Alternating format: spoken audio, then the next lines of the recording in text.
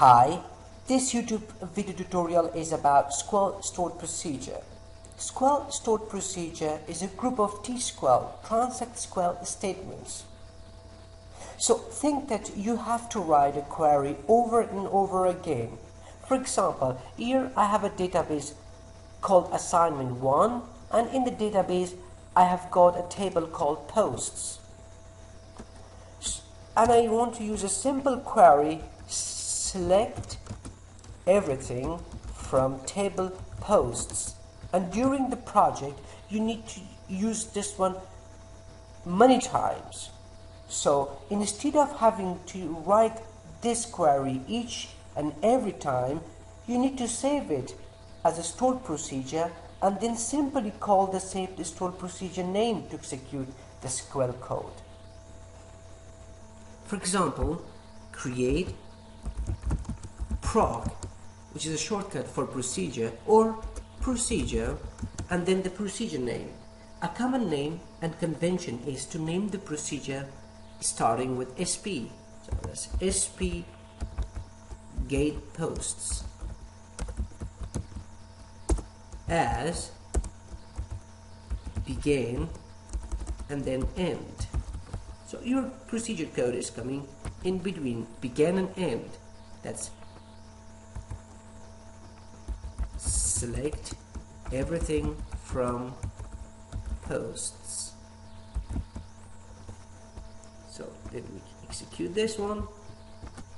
Yep, the command is completed successfully. To see if this procedure is created, we need to go to programmability, refresh it, and then open this stored procedures, and you can see here is your stored procedure called SP gate posts. Now each time you want to run the query, you need to write exec and the procedure name, which is SP gate posts, and execute. Here we get all the table. Or you can also write only the name of this procedure, which is SP gate posts. Here we go. Well, this is a simple query: select everything from post. Think that you have a project and you have dozens of codes to run each and every time.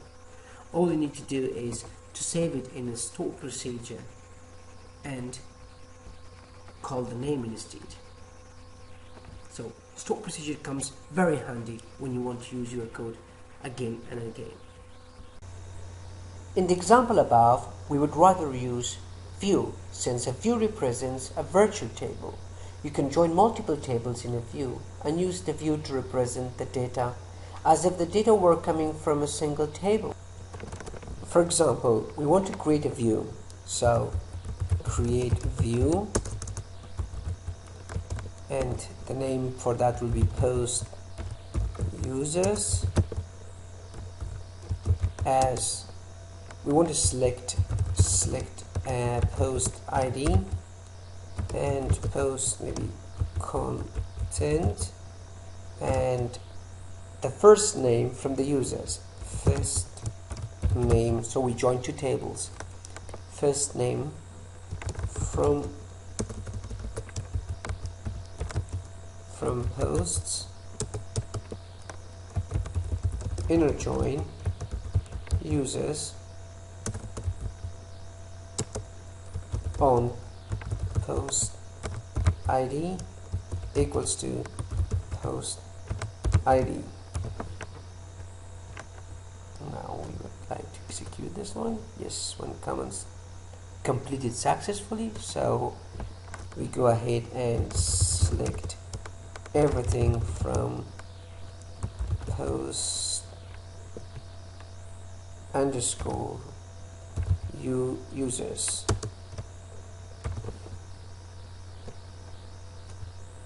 Execute. Here we go. We get a post ID, post content, and the first name for the post. So a view is used to represent a virtual table. while a stored procedure uses parameters to do a function. By this I mean whether you inserting or updating data, you use stored procedures. When you want to have a virtual table and represent that, you use a view.